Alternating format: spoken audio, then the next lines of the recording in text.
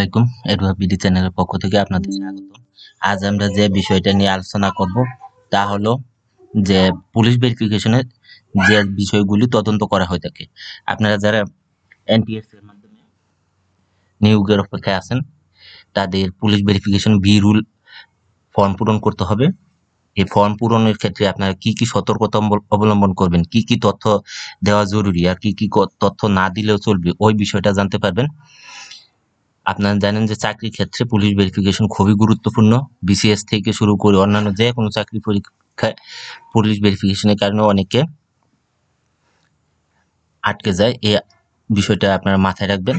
আপনার পুলিশ ভেরিফিকেশনে যাতে কোনো ধরনের সমস্যা না হয় সেই বিষয়টা মাথায় রেখে আজকে আমরা এই ভিডিওটা সাজাইছি। আশা করি আপনারা এখান থেকে উপকৃত হবেন।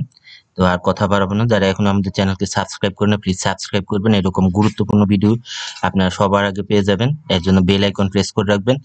পঞ্চম গণবিজ্ঞপ্তি শুরু থেকে শেষ পর্যন্ত আপনারা যারা আমাদের সাথে ছিলেন তাদেরকে অসংখ্য ধন্যবাদ। তো শুরু করছি। পুলিশ ভেরিফিকেশনের যে বিষয়গুলো তদন্ত করা হয়ে থাকে এই বিষয়গুলো সম্পর্কে সতর্ক থাকবেন। এই বিষয়গুলো যদি আপনার ঘাটতি থাকে তাহলে আপনার কিন্তু পুলিশ ভেরিফিকেশনে আটকে যাবেন। এখনই আপনার এই যে তথ্যগুলি লাগবে এগুলি জোগাড় করে রাখবেন। সরকারি চাকরি কিংবা পাসপোর্ট তৈরির ক্ষেত্রে অথবা বিদেশে যাওয়া সহ নানা প্রয়োজনে কাজে পুলিশ ভেরিফিকেশনে অত্যন্ত গুরুত্বপূর্ণ। বাংলাদেশ পুলিশের পক্ষ থেকে দেশের নাগরিকদের এ সেবা দেওয়া হয়। অনেক সময় পুলিশ ভেরিফিকেশনের বিষয়ে সঠিক তথ্য না থাকার কারণে অনেককে বিপদে পড়তে হয়, আবার অনেকে প্রতারণারও শিকার হন। তাই নাগরিকদের পুলিশ ভেরিফিকেশনের বিষয়ে সঠিক ও নির্ভরযোগ্য তথ্য দিতে সম্প্রতি বাংলাদেশ পুলিশের মিডিয়া অ্যান্ড পাবলিক রিলেশনস বিভাগের পক্ষ থেকে জনসচেতনতামূলক বার্তা দেওয়া হয়েছে। এ বার্তায় পুলিশ ভেরিফিকেশনের ক্ষেত্রে আগ্রহী প্রার্থীর কি কি বিষয়ে পুলিশ তদন্ত করবে তা বিস্তারিত বলা হয়েছে। কোনো ব্যক্তির ভেরিফিকেশনের জন্য 21টি বিষয়ে তদন্ত করা হয় বলে জানিয়েছে বাংলাদেশ পুলিশ। এই 21টি বিষয়গুলো আমরা জানবো, যে বিষয়গুলো অবশ্যই আপনার জরুরি। এগুলি যদি আপনার কোনো একটা ঘাটতি থাকে তাহলে আপনার পুলিশ ভেরিফিকেশনে আপনার সমস্যা হবে। প্রথমে হচ্ছে প্রার্থীর পুরো নাম। এখানে প্রার্থীর পুরো নামের ক্ষেত্রে আপনার সার্টিফিকেটের সাথে এনআইডির সাথে আপনার নাম মিলে দেখবে। আমরা আবারও বলছিলাম, আগেও বলছিলাম যে আপনাদের যাদের সার্টিফিকেটের নামের বানান ভুল আছে তা সংশোধন করে নেওয়ার জন্য, কারণ এই নামের বানান ভুল হলে আপনার পুলিশ ভেরিফিকেশনে আপনার সমস্যা হবে। তারপর হচ্ছে প্রার্থীর জাতীয়তা। এখানে অবশ্যই বাংলাদেশী হতে হবে। বাংলাদেশী ছাড়া কোনো প্রার্থী নিয়োগের জন্য বিবেচিত হবে না। প্রার্থীর পিতার নাম ও জাতীয়তা। প্রার্থীর পিতার নাম ও জাতীয়তার ক্ষেত্রে অবশ্যই বাংলাদেশী হতে হবে এবং জাতীয়তা বাংলাদেশী হবে এবং পিতার নাম যা আছে তাই আপনার এনআইডির সাথে মিলিয়ে দেখা হবে। প্রার্থীর স্থায়ী ঠিকানা। স্থায়ী ঠিকানা যাচাইয়ের ক্ষেত্রে প্রার্থীর বাড়ির দলিলের কপি বা বিদ্যুৎ বিল, গ্যাস বিল, ওয়াসার বিল, টেলিফোন বিল ইত্যাদির কপি। সাধারণত এখানে আপনার বিদ্যুৎ বিলটাই বেশিরভাগ সময় নিয়ে থাকে। বিদ্যুৎ বিল কপিটা তারা চায়, একটা ফটোকপি নিয়ে যায়। প্রার্থীর বর্তমান বাসস্থানের ঠিকানা। বর্তমান বাসস্থানের ঠিকানার জন্য প্রার্থীর নাগরিকত্ব সনদটা আপনার একটা ফটোকপি নিয়ে যায়, নাগরিকত্ব সনদের। প্রার্থীর বৈবাহিক অবস্থা। প্রার্থী যদি বিবাহিত হয় তাহলে এই বিবাহিত হওয়ার ক্ষেত্রে আপনার অনেক সময় আপনার কাবিনের ইয়ে চায় অথবা না চায়, এটা চায় না ওইরকম ভাবে। বিশেষ করে যদি আপনার অন্য জায়গা থেকে আরেক জায়গায়, যেমন হচ্ছে যদি জেলা কোটার মাধ্যমে আবেদন করে থাকে, যেমন হচ্ছে আপনার সিভিল সার্জন অফিসে যে এই জেলার জন্য নিয়োগ দেওয়া হবে, কিন্তু ওনার স্বামী এই জেলার বাসিন্দা কিন্তু উনি অন্য জেলার বাসিন্দা, তখন ওই ক্ষেত্রে এই বিষয়টা কাজে লাগে। অন্যথায় এই বিষয়টা সাধারণত দেখা হয় না ওইরকম ভাবে। প্রার্থী বিগত 5 বছর যেসব ঠিকানা অবস্থান করছেন তার তথ্য। আপনি 5 বছর যে জায়গায় অবস্থান করেছেন 6 মাসের অধিক ওই তথ্যগুলি আপনার জানতে চাওয়া হবে। ওই জায়গায় আপনার কি করা হবে, ভেরিফিকেশন করা হবে। এক্ষেত্রে আপনারা গুরুত্বপূর্ণ তথ্য অর্থাৎ যে জায়গার তথ্য না দিলেই নয় ওই জায়গার তথ্যগুলি দিবেন, আর বাকি একটু স্কিপ করার চেষ্টা করবেন। যদি বেশি দেন তাহলে বেশি জায়গায় আপনার কি হবে, ভেরিফিকেশন হবে, আপনার ভেরিফিকেশনে সময় লাগবে বেশি। প্রার্থীর জন্ম তারিখ। প্রার্থীর জন্ম তারিখ এসএসসি সনদের সাথে মিলিয়ে দেওয়া হবে। যদি আপনার নিবন্ধন সনদের জন্ম তারিখ ভুল থাকে তাহলে ওই ক্ষেত্রে আপনার সমস্যা হতে পারে। প্রার্থীর জন্মস্থান, গ্রাম, ইউনিয়ন, থানা, উপজেলা, জেলা ইত্যাদি এনআইডির সাথে মিল রেখে এবং নাগরিকত্ব সনদের সাথে মিল রেখে দেখা হবে। প্রার্থী 15 বছর বয়স থেকে যেসব শিক্ষা প্রতিষ্ঠানে বিদ্যালয়, মহাবিদ্যালয়, বিশ্ববিদ্যালয় ইত্যাদি অধ্যয়ন করেছেন সেগুলোর তথ্য। এখানে হচ্ছে আপনার প্রার্থীর যে শিক্ষা প্রতিষ্ঠানে, এখানে হচ্ছে স্কুলের প্রশংসাপত্র এবং বিশ্ববিদ্যালয়ের আপনার প্রত্যয়নপত্র, এই দুইটা অনেক সময় চায়। বিশেষ করে এটা তো চাইবে যে বিশ্ববিদ্যালয়ের চারিত্রিক সনদপত্র অথবা প্রত্যয়নপত্র, এটা আপনার অবশ্যই দেখাতে হবে। মানে এটার একটা ফটোকপি তারা নিয়ে যাবে। এটা কালেকশন করে রাখবেন আগে থেকেই। প্রার্থী যদি কোনো সরকারি, আধা সরকারি, স্বায়ত্তশাসিত, আধা স্বায়ত্তশাসিত স্থানীয় সরকারি কোনো সংস্থা বা বেসরকারি প্রতিষ্ঠানে পূর্বে চাকরি করে থাকেন বা বর্তমানে কর্মরত থাকেন, তাহলে সেসব তথ্য অর্থাৎ এনওসি সম্পর্কিত তথ্য এখানে আপনার দিতে হবে। প্রার্থী মুক্তিযোদ্ধা পুত্র, কন্যা, নাতি, নাতনি কিনা এটা যাচাই করা হবে। এখানে এর জন্য আপনার মুক্তিযুদ্ধের যে সনদ, ওই সনদের কপি, তাদেরকে এক কপি ফটোকপি দিতে হবে। প্রার্থী অন্য কোনো কোটাধারী কিনা, যদি আপনি প্রতিবন্ধী কোটা বা ক্ষুদ্র নৃগোষ্ঠী কোটা থাকেন, তাহলে ওই কোটার ক্ষেত্রে আপনাকে কি করতে হবে, কোটার প্রমাণ স্বরূপ আপনাকে সার্টিফিকেট দিতে হবে, সার্টিফিকেটের ফটোকপি। প্রার্থীর কোনো ধরনের প্রতিবন্ধকতা আছে কিনা, যদি আপনার ফিজিক্যালি প্রবলেম থাকেন, হ্যান্ডিক্যাপ হয়ে থাকেন, তাহলে ওই ক্ষেত্রে আপনার ওই সমাজ কল্যাণ মন্ত্রণালয়ের আন্ডারে যে সকল সার্টিফিকেট গুলো আছে ওগুলো আপনার দিতে হয়। প্রার্থী ফৌজদারি, রাজনৈতিক বা অন্য কোনো মামলায় অভিযুক্ত, গ্রেফতার বা দণ্ডিত এবং নজরবন্দি বা কোনো বিধিবদ্ধ প্রতিষ্ঠান বা সংস্থা থেকে বহিষ্কার হয়ে থাকলে তার তথ্য।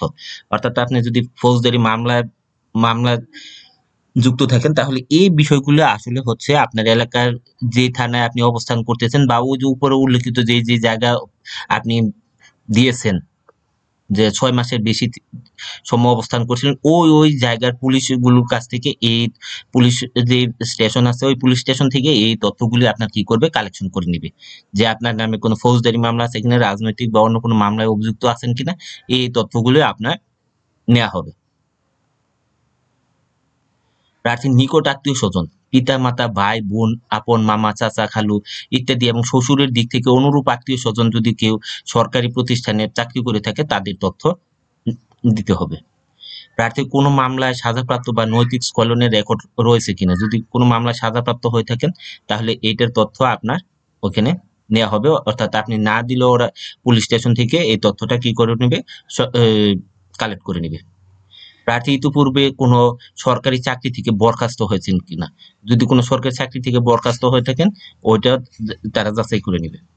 প্রার্থী কোনো রাষ্ট্রদ্রোহী বা নাশকতামূলক কার্যকলাপে জড়িত আছেন বা ছিলেন কিনা, এই তথ্যটাও যাচাই করা হবে। প্রার্থীর চারিত্রিক ও সামাজিক অবস্থান, তাহলে চারিত্রিক যাচাই করার ক্ষেত্রে প্রার্থী বিশ্ববিদ্যালয়, কলেজ, এখানে আপনার চারিত্রিক সনদপত্র, এবং সামাজিক অবস্থান যাচাই করার জন্য আপনার এলাকার গণ্যমান্য ব্যক্তি, ইউনিয়ন মেম্বার, তারপর হচ্ছে চেয়ারম্যান, এদের কাছ থেকে এই বিষয়ে জানতে চাওয়া হবে। এছাড়াও আবেদনের ধরন অনুযায়ী প্রাসঙ্গিক ও প্রয়োজনীয় অন্য যে কোনো বিষয়ে তদন্ত হতে পারে। অর্থাৎ আপনার যে প্রতিষ্ঠানে আপনি চাকরি করবেন, ওই প্রতিষ্ঠানের ধরনের অনুযায়ী অন্যান্য আরো অনেক কিছু জানতে চাওয়া হতে পারে। এই 20টা তো কমন, এই 20টা একেবারে কমন, এটা সবার কাছ থেকে জানতে চাবে। এখন আমরা একটু দেখি যে পুলিশ ভেরিফিকেশনে, ডিএমপি ভেরিফিকেশনে যে সাধারণ জিজ্ঞাসিত প্রশ্নগুলি দিয়েছে, ওই প্রশ্নগুলি আমরা একটু দেখব যে তারা কি বলছে। দেখেন, ডিএমপির ক্ষেত্রে বলছে যে পুলিশ ভেরিফিকেশনে সাধারণত চাকরি, পাসপোর্ট, লাইসেন্স বা অন্য কোনো প্রয়োজনীয় ক্ষেত্রে আবেদনকারী কর্তৃক প্রদত্ত তথ্যাদি সঠিক আছে কিনা তা পুলিশ কর্তৃক যাচাই করাকে ভেরিফিকেশন বা সত্যতা প্রতিপাদন বলে। পুলিশ ভেরিফিকেশন সংক্রান্ত কয়েকটি সাধারণ জিজ্ঞাসা ও তার উত্তর নিচে দেওয়া হলো। পুলিশ ভেরিফিকেশন কি? সাধারণত চাকরি, পাসপোর্ট, লাইসেন্স বা অন্য কোনো প্রয়োজনীয় ক্ষেত্রে আবেদনকারী কর্তৃক প্রদত্ত তথ্যাদি সঠিক আছে কিনা তা পুলিশ কর্তৃক যাচাই করাকে ভেরিফিকেশন বা সত্যতা প্রতিপাদন বলে। ভেরিফিকেশন কালে প্রার্থী প্রদত্ত তথ্যাদি সত্যতা যাচাইয়ের পাশাপাশি প্রার্থীর চারিত্রিক ও সামাজিক অবস্থান সম্পর্কেও তথ্য নেওয়া হয়। কোন কোন ক্ষেত্রে পুলিশ ভেরিফিকেশন হতে পারে? সরকারি, আধা সরকারি, স্বায়ত্তশাসিত ও বেসরকারি ঐচ্ছিক প্রতিষ্ঠানে নিয়োগ, পাসপোর্ট প্রাপ্তি, বিভিন্ন ধরনের লাইসেন্স প্রাপ্তি, বিভিন্ন গুরুত্বপূর্ণ স্থাপনা ব্যবহার ইত্যাদির ক্ষেত্রে। এখানে যে বেসরকারি প্রতিষ্ঠান, যেমন এনটিআরসি এর মাধ্যমে আপনাদের নিয়োগ বেসরকারি শিক্ষা প্রতিষ্ঠান হচ্ছে এনটিআরসি ইচ্ছাকৃতভাবে চাচ্ছে যে আপনাদের ভেরিফিকেশন করে এখানে নিয়োগ দানের জন্য।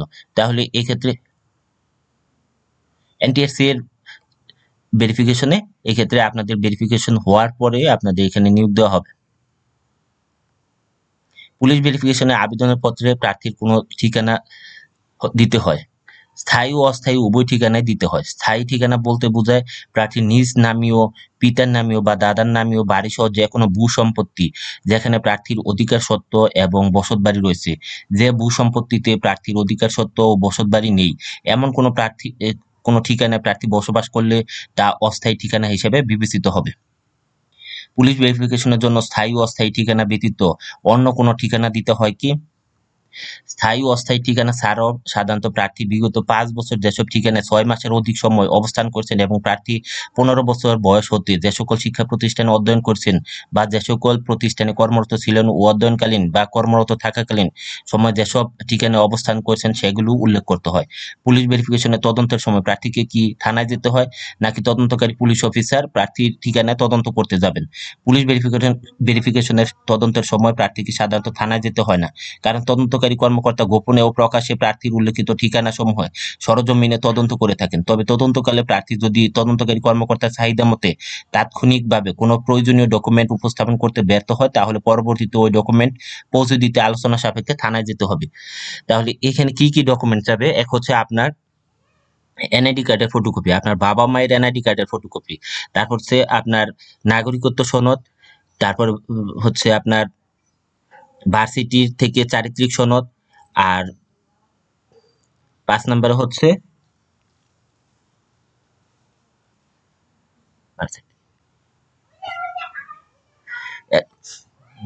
সার্টিফিকেটের সনদের কথা বলছি। সার্টিফিকেট এগুলি অ্যাটেস্টেড হলেও চলবে, না হলেও সমস্যা নাই। আর হচ্ছে আপনার ১ কপি পাসপোর্ট সাইজের ছবি দিতে হবে। আর আপনার অবশ্যই বিদ্যুৎ বিলের কপি। আমি আবার বলতেছি, ১ হচ্ছে আপনার এনআইডি কার্ডের ফটোকপি, ২ হচ্ছে আপনার বাবা মায়ের এনআইডি কার্ডের ফটোকপি, ৩ হচ্ছে আপনার সকল সার্টিফিকেটের ফটোকপি, ৪ নম্বরে হচ্ছে আপনার ভার্সিটি থেকে প্রত্যয়নপত্র, ৬ নম্বরে হচ্ছে আপনার বিদ্যুৎ বিলের কপি, আর ৭ নম্বর হচ্ছে আপনার ১ কপি ছবি, ভোটার আইডি কার্ডের, না সরি ১ কপি ছবি। এই কয়টা জিনিস অবশ্যই আপনাকে পুলিশকে দিতে হবে। এছাড়াও অনেক সময় তারা যে সকল বিষয় চায়, যদি আপনার মার্কশিটের ফটোকপি চায় তাহলে ওইটা আপনার দিতে হবে। চাহিদা মতো অন্যান্য কাগজপত্র সরবরাহ করতে হবে। সাধারণত এই বিষয়গুলি চায়। পুলিশ ভেরিফিকেশনের তদন্তের সময় প্রার্থীকে কি তদন্তকারী পুলিশ অফিসারের নিকট কোনো ডকুমেন্ট দিতে হয়? যেখানে যে পুলিশ ভেরিফিকেশনের তদন্তের সময় কোনো ক্ষেত্রে তদন্তকারী কর্মকর্তা প্রার্থীর নিকট হতে কতিপয় ডকুমেন্ট সংগ্রহ করে, যেমন প্রার্থীর স্থায়ী ঠিকানা সপক্ষে সে বাড়ির দলিলের কপি, গ্যাস বিল, বিদ্যুৎ বিল ইত্যাদির কপি। এছাড়াও প্রার্থীর বিল উল্লেখ তথ্যাদি যাচাই করার জন্য ওই বিষয়গুলি চায়। এখন যদি কেউ অন্য প্রতিষ্ঠান থেকে আসেন তাহলে তার এনওসির কপিও এখানে দিতে হবে, যে উনি এনওসি নিয়ে এখানে আবেদন করছেন, ওই এনওসির কপি। ও আরেকটা হচ্ছে যারা আপনার বিভিন্ন কোটাধারী, যেমন মুক্তিযোদ্ধা কোটা, তারপর হচ্ছে প্রতিবন্ধী কোটা, তারপর হচ্ছে ক্ষুদ্র নৃগোষ্ঠী কোটা, ওই কোটাধারীর ক্ষেত্রে তাদের ওই ধরনের দলিলাদি সাবমিট করতে হবে। পুলিশ ভেরিফিকেশনের শেষ হতে সর্বোচ্চ কতদিন সময় লাগে? এটি নির্ভর করে সাধারণত কত জায়গায় ভেরিফিকেশন করতে হয় তার উপর। যদি একটি মাত্র পুলিশ ইউনিটের অধিক্ষেত্রের মধ্যে ভেরিফিকেশন করতে হয় তাহলে সাধারণত ৩ দিনের মধ্যেই তদন্ত সম্পন্ন করতে হয়। তবে যদি প্রার্থীর স্থায়ী ও অস্থায়ী ঠিকানা ভিন্ন ভিন্ন জেলায় হয় এবং শিক্ষা প্রতিষ্ঠান বা চাকরির প্রতিষ্ঠানও ভিন্ন ভিন্ন জেলায় হয়, সেক্ষেত্রে ১৫ দিন বা তার বেশি সময় লাগতে পারে। পুলিশ ভেরিফিকেশন চলাকালে প্রার্থী যদি কোনো প্রকার হয়রানির শিকার হন সেক্ষেত্রে প্রার্থী কোথায় অভিযোগ করতে পারেন? পুলিশ ভেরিফিকেশন চলাকালে প্রার্থী যদি তদন্তকারী কর্মকর্তা কর্তৃক কোনো প্রকার হয়রানির শিকার হন সেক্ষেত্রে ওই তদন্তকারী কর্মকর্তা সরাসরি নিয়ন্ত্রণকারী কর্মকর্তার নিকট অথবা বিশেষ পুলিশ সুপার বা অতিরিক্ত IGP special branch Bangladesh police Rajarbagh Dhaka বরাবর লিখিত বা মৌখিক অভিযোগ দিতে পারেন। আপনাদের ভেরিফিকেশন হবে এসবির মাধ্যমে, আর একটা হচ্ছে এনএসআই এর মাধ্যমে, দুইভাবে ভেরিফিকেশন হয়ে থাকে। এখন আপনাদের যে এসএমএস দেওয়া হবে মোবাইলের মাধ্যমে, ওই এসএমএস এর যে লিঙ্কটা দেওয়া হবে ওই লিঙ্কে আপনারা যদি ক্লিক করেন তাহলে আপনাকে এই পেজে নিয়ে আসবে। এখানে কি আছে? www.scs.ssd.gov.bd, তাহলে www.scs.ssd .gov.bd এই ঠিকানায় আপনাদের কি করবে নিয়ে আসবে। এই ঠিকানা নিয়ে আসার ফলে এই যে এখানে হচ্ছে ইউজার অ্যাক্সেস, এখানে আপনার ইমেল এবং ইউজার আইডি দিয়ে আপনারা কি করতে পারবেন, এখানে প্রবেশ করতে পারবেন। এইখানে প্রবেশ করার জন্য আপনাদের একটা কোড দেওয়া হবে, এনটিএসসি থেকে ওই কোডের মাধ্যমে প্রবেশ করবেন। এখন আমরা দেখবো যে ওই ফর্মটা আসলে কি রকম থাকে। এখন ফর্মটা দেখার জন্য আমরা ফর্মটা দেখি যে এনটিএসসি যে ফর্মটা আপনাকে দিবে, ওই ফর্মের বি রুলের ফর্মটা কিভাবে পূরণ করবেন। সঠিকভাবে বি রুল ফর্ম পূরণের জন্য পুলিশ ভেরিফিকেশনে সাধারণত যে কাগজগুলো নেয়, এনআইডি বা জন্ম নিবন্ধন সনদের ফটোকপি, বাবা মায়ের এনআইডি কার্ডের ফটোকপি, সকল একাডেমিক সার্টিফিকেটের ফটোকপি, নাগরিকত্ব সনদের ফটোকপি, স্থায়ী বাসিন্দা প্রমাণের জন্য বিদ্যুৎ বিল বা দলিলের ফটোকপি, মেয়েদের ক্ষেত্রে বিয়ের কাবিননামার ফটোকপি। প্রযোজ্য ক্ষেত্রে যখন আপনি জেলার ক্ষেত্রে পরীক্ষা দিবেন, যেমন এই জেলার কোটাধারী হিসেবে পরীক্ষা দিচ্ছেন, তখন ওই আপনার বিবাহিত যে জেলায়, ওই জেলার ক্ষেত্রে যদি আপনি পরীক্ষা দিয়ে থাকেন, যেমন হচ্ছে অনেক সময় আপনার শুধু বলা থাকে যে এই জেলার প্রার্থীরা, যেমন হচ্ছে ডিসি অফিসের নিয়োগগুলোতে বলা যায় এই জেলার প্রার্থীরা শুধু আবেদন করতে পারবে, যেমন হচ্ছে সিভিল সার্জনে, পরিবার পরিকল্পনা, এগুলিতে যখন আপনি আবেদন করে থাকেন তখন আপনি অন্য জেলার বাসিন্দা কিন্তু আপনার স্বামী এই জেলার বাসিন্দা, ওই স্বামীর প্রমাণের ক্ষেত্রে হিসেবে আপনাকে এখানে কাবিননামার ফটোকপি দিতে হবে। সর্বশেষ প্রতিষ্ঠানের চারিত্রিক প্রশংসাপত্র, টু হুম ইট মে কনসার্ন, এই ধরনের সনদের কি করতে হবে, ফটোকপি দিতে হবে। আবেদনপত্র বা নিয়োগপত্রের ফটোকপি প্রযোজ্য ক্ষেত্রে, বেশিরভাগ যদি আপনার যেমন প্রাইমারি হয়ে থাকলে প্রাইমারি নিয়োগ আগে হয়ে যায়, ভেরিফিকেশন পরে হয়।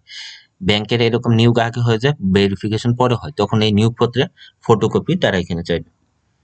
কোটার প্রমাণক হিসেবে সনদের ফটোকপি।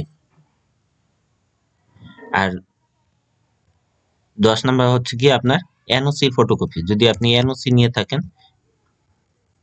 এনওসি নিয়ে যদি আবেদন করে থাকেন, তাহলে ওই এনওসির ফটোকপি আপনার এখানে দিতে হবে। এনওসি ফটোকপি এখানে সাবমিট করতে হবে। তাহলে এই কাগজগুলি আপনার লাগবে। আমরা আগামী দিন দেখাবো আসলে বি রুল ফর্ম কিভাবে পূরণ করবেন, তার সঠিক দিক নির্দেশনা।